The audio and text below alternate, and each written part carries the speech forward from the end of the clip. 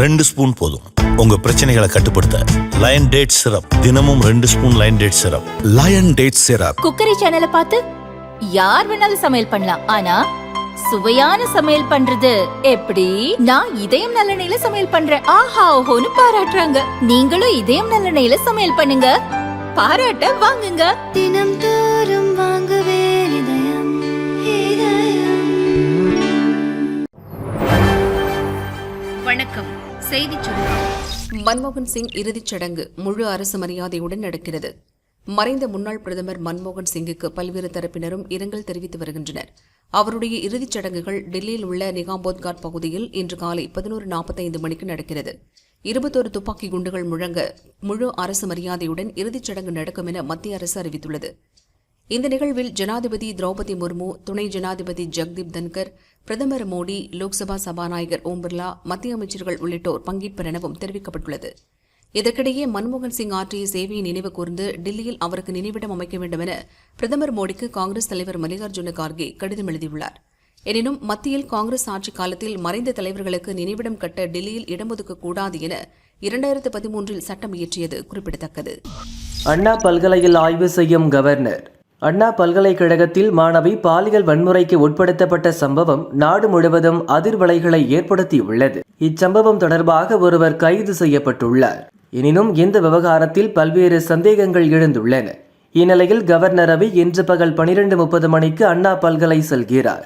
அங்கு பல்கலை உள் பாதுகாப்பு குழுவினர், பாதுகாவலர்கள், விடுதி மாணவர்கள் உள்ளிட்டோரிடம் சம்பவம் குறித்து விசாரிப்பதுடன் பாதுகாப்பை பலப்படுத்துவது குறித்து ஆலோசனை நடத்தவுள்ளதாக தகவல் வெளியாகியுள்ளது. 400 இடங்களில் ஜல்லிக்கட்டு போட்டி நடக்கிறது. கால்நடை பராமரிப்புத்துறை கூடுதல் சிறப்பு திட்ட அதிகாரி நவநீத கிருஷ்ணன் கூறியதாவது: பொங்கல் பண்டிகையை முன்னிட்டு தமிழகம் முழுவதும் 18 மாவட்டங்களில் 400 இடங்களுக்கு மேல் ஜல்லிக்கட்டு, எருது விடுதல், மஞ்சு விரட்டு, வடமாடு என 4 பகுதிகளாக போட்டிகள் நடத்தப்படும். ஜல்லிக்கட்டு போட்டிகள் ஜனவரி முதல் மே மாதம் வரை நடத்தப்படும். அரசு வழிகாட்டு நெறிமுறைகள் படி காவல்துறை, தீயணைப்புத்துறை, பொதுப்பணித்துறை, சுகாதாரத்துறை, கால்நடைத்துறை ஆகியவற்றின் மேற்பார்வையில் கண்காணிக்கப்படும். ஜல்லிக்கட்டு நடத்த வழிகாட்டு நெறிமுறைகளை தமிழக அரசு வெளியிட்டுள்ளது. அதன்படி இந்த போட்டிகள் நடத்தப்படும். ஜல்லிக்கட்டு போட்டி நடத்த விரும்புவோர் புதிதாக உருவாக்கப்பட்டுள்ள www.jallikattu.tn.gov.in என்ற இணையதளத்தில் முன்கூட்டியே விண்ணப்பிக்க வேண்டும். இதில் வருவாய், மாவட்டம் மற்றும் கிராமத்தின் பெயர், காளை உரிமையாளரின் பெயர், ஆதார் எண், மொபைல் எண் உள்ளிட்ட தகவல்கள் கொடுக்கப்பட வேண்டும். மேலும் காளையின் வகை மற்றும் பூர்வீகம், காளையின் வயது, பல் வரிசைகள், காளை கொம்பின் நீளம், கொம்புகளுக்கிடையே உள்ள இடைவெளி, உயரம், நிறம், அடையாளங்கள் மற்றும் மருத்துவ சான்றிதழ் உள்ளிட்ட தரவுகளை இணையதளத்தில் பதிவிட வேண்டும். ஜல்லிக்கட்டில் காளைகளை பங்கேற்க வைக்க இவ்வாறு பதிவு செய்து அனுமதிச் சீட்டு பெற வேண்டும் என அவர் கூறினார். மும்பை தாக்குதலின் மூளை பயங்கரவாதி மக்கி மரணம். லஷ்கர் தொய்பா தளபதி லாகூரில் இறந்தது எப்படி?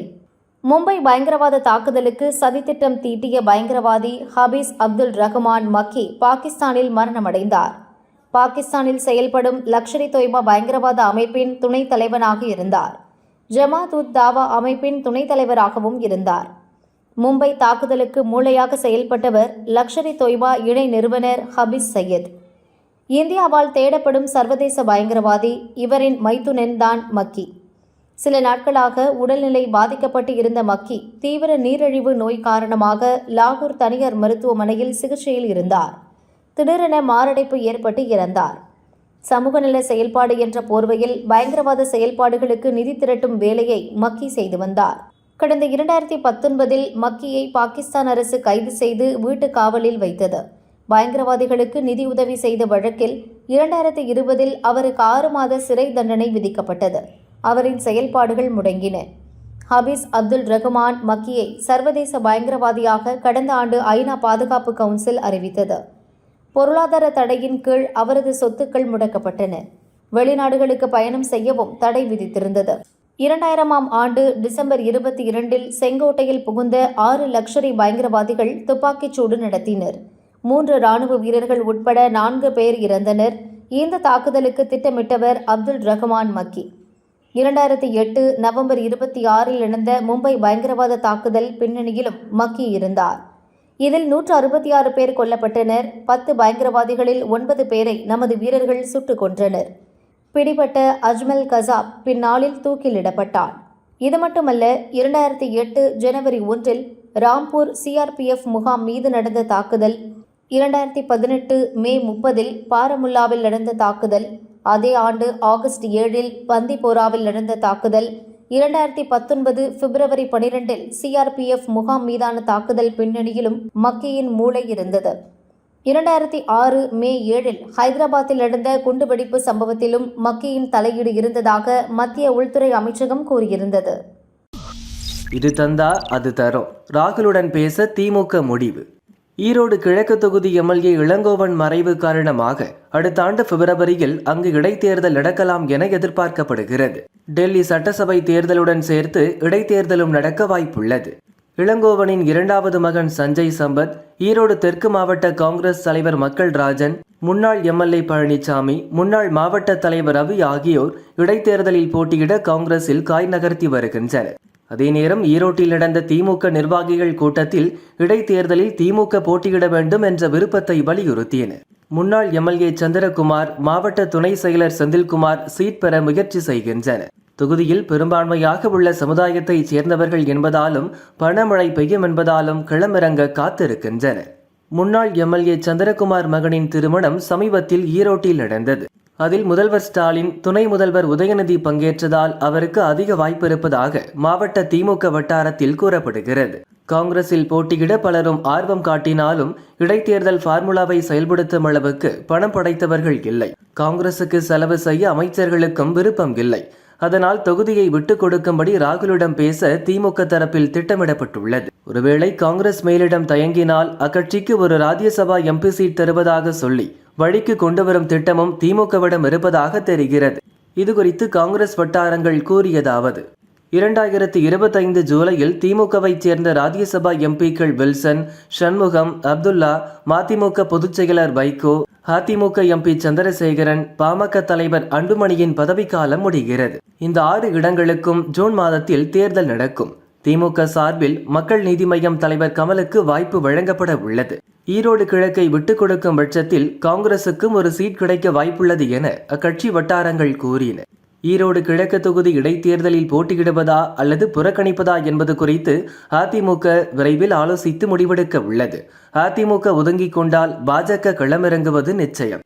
அமமுக, பன்னீர்செல்வம் அணி, தமாக, புதிய தமிழகம், ஐஜேகே, புதிய நீதி கட்சி ஆகியவை பாஜகவுக்கு ஆதரவளிக்கும் வாய்ப்புள்ளது. அப்பாடா சிக்கிடுச்சு. மரண பயம் காட்டிய புல்லட், மயக்க ஊசி போட்ட வனத்துறை.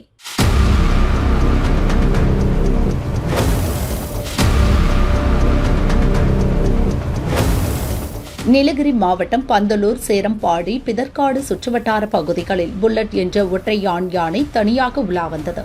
சத்துணவு கூடங்கள், ரேஷன் கடைகள் மற்றும் வீடுகளை இடித்து அரிசி உள்ளிட்ட உணவுப் பொருட்களை தொடர்ச்சியாக சூறையாடியதுடன் மனிதர்களையும் தாக்கிக் கொன்றது. கடந்த ஒரு மாதத்தில் 35க்கும் மேற்பட்ட வீடுகளை இடித்ததால் அப்பகுதி மக்கள் இரவு நேரத்தில் வீடுகளில் தூங்க முடியாமல் அச்சத்தில் இருந்தனர்.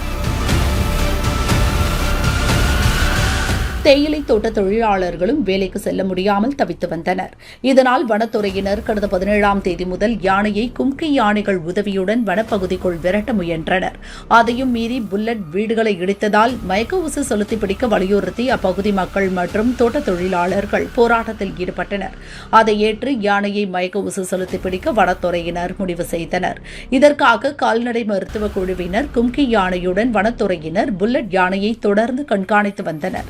நேற்று ஐயன்குள்ளி அருகே கோட்டைப்பாடி என்ற இடத்தில் சாலையோர புதரில் நின்று இருந்த யானைக்கு மயக்க ஊசி செலுத்த முயன்றனர். ஆனால் யானை துரத்தியதால் மருத்துவ குழுவினர் திரும்பி வந்தனர். இன்று மாலை யானை அருகே சென்ற கால்நடை டாக்டர் ராஜேஷ்குமார் பரன் மீது அமர்ந்து முதல் மயக்க ஊசி செலுத்தினார். பின்னர் மயக்க நிலையில் நடந்து சென்ற யானைக்கு அருகே விஜய், ஸ்ரீனிவாசன், கும்கி யானைகள் அழைத்து செல்லப்பட்டு பாதுகாப்பாக புல்லட் யானை கால்கள் கட்டப்பட்டது.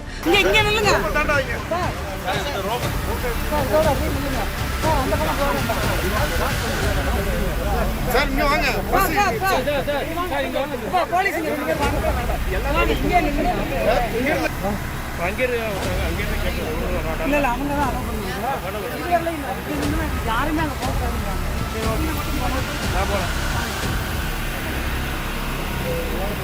தொடர்ந்து பொக்லைன் மற்றும் யானைகள் உதவியுடன் லாரியில் ஏற்றப்பட்டது. வீடுகளை இடித்து அச்சுறுத்தி வந்த புல்லட் யானை பிடிபட்டதால் கூடலூர் பந்தலூர் மக்கள் நிம்மதியடைந்துள்ளனர். 400 இடங்களில் ஜல்லிக்கட்டு போட்டி நடக்கிறது. கால்நடை பராமரிப்புத்துறை கூடுதல் சிறப்பு திட்ட அதிகாரி நவநீத கிருஷ்ணன் கூறியதாவது: பொங்கல் பண்டிகையை முன்னிட்டு தமிழகம் முழுவதும் 18 மாவட்டங்களில் 400 இடங்களுக்கு மேல் ஜல்லிக்கட்டு, எருது விடுதல், மஞ்சு விரட்டு, வடமாடு என 4 பகுதிகளாக போட்டிகள் நடத்தப்படும். ஜல்லிக்கட்டு போட்டிகள் ஜனவரி முதல் மே மாதம் வரை நடத்தப்படும். அரசு வழிகாட்டு நெறிமுறைகள் படி காவல்துறை, தீயணைப்புத்துறை, பொதுப்பணித்துறை, சுகாதாரத்துறை, கால்நடைத்துறை ஆகியவற்றின் மேற்பார்வையில் கண்காணிக்கப்படும். ஜல்லிக்கட்டு நடத்த வழிகாட்டு நெறிமுறைகளை தமிழக அரசு வெளியிட்டுள்ளது. அதன்படி இந்த போட்டிகள் நடத்தப்படும். ஜல்லிக்கட்டு போட்டி நடத்த விரும்புவோர் புதிதாக உருவாக்கப்பட்டுள்ள www.jallikattu.tn.gov.in என்ற இணையதளத்தில் முன்கூட்டியே விண்ணப்பிக்க வேண்டும். இதில் வருவாய், மாவட்ட மற்றும் கிராமத்தின் பெயர், காளை உரிமையாளரின் பெயர், ஆதார் எண், மொபைல் எண் உள்ளிட்ட தகவல்கள் கொடுக்கப்பட வேண்டும். மேலும் காளையின் வகை மற்றும் பூர்வீகம், காளையின் வயது, பல் வரிசைகள், காளை கொம்பின் நீளம், கொம்புகளுக்கிடையே உள்ள இடைவெளி, உயரம், நிறம், அடையாளங்கள் மற்றும் மருத்துவ சான்றிதழ் உள்ளிட்ட தரவுகளை இணையதளத்தில் பதிவிட வேண்டும். ஜல்லிக்கட்டில் காளைகளை பங்கேற்க வைக்க இவ்வாறு பதிவு செய்து அனுமதிச் சீட்டு பெற வேண்டும் என அவர் கூறினார். ஆலை கழிவால் மோசமான பாலாறு, ஆய்வுக்கு சென்று சிக்கிய அதிகாரிகள். திருப்பத்தூர் மாவட்டம் வாணியம்பாடி, ஆம்பூரில் தோல் தொழிற்சாலைகள் செயல்படுகின்றன. இங்கிருந்து வெளியேறும் கழிவுநீர் பாலாற்றில் கலப்பதால் ஆற்று நீர் மாசடைந்து நுரை பொங்கி காணப்படுகிறது. இதனால் சுற்றுவட்டார பகுதிகளில் நிலத்தடி நீரும் சுற்றுச்சூழலும் பாதிப்பதாக அப்பகுதி மக்கள் குற்றம் சாட்டுகின்றனர். இது தொடர்பாக கலெக்டரிடம் பலமுறை மனு அளித்தும் நடவடிக்கை இல்லாததால் பலகட்ட போராட்டங்களில் குதித்தனர். இதையடுத்து நீர்வளம் மற்றும் மாசு கட்டுப்பாட்டு அதிகாரிகள் பாலாற்றில் நுரை பொங்கும் பகுதிகளை ஆய்வு செய்ய வாணியம்பாடி அடுத்த மாராப்பட்டுக்கு வந்தனர். அப்போது அதிகாரிகளை சிறைப்பிடித்த அப்பகுதி மக்கள் அவர்களுடன் வாக்குவாதம் செய்தனர். சாலையில் அமர்ந்து ஆர்ப்பாட்டம் நடத்திய அவர்கள் ஆலை கழிவுகளை கலப்பது யார் என தெரிந்தும் அதிகாரிகள் கண் துடைப்புக்காக ஆய்வு செய்வதாக குற்றம் சாட்டினர். இதனால் அப்பகுதியில் பரபரப்பு ஏற்பட்ட நிலையில் அங்கு வந்த போலீசார் போராட்டத்தில் ஈடுபட்டவர்களுடன் பேச்சு நடத்தினர். பிரச்சினைகளுக்கு விரைந்து தீர்வு காண நடவடிக்கை எடுப்பதாக அதிகாரிகள் உறுதியளித்ததை அடுத்து கலைந்து சென்றனர்.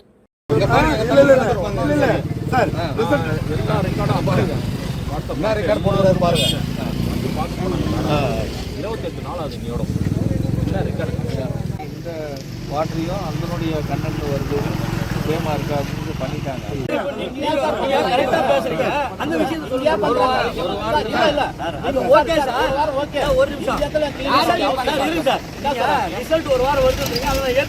இப்போ வந்து அந்த இடத்த மட்டும் கிளீன் பண்றதுக்கான இது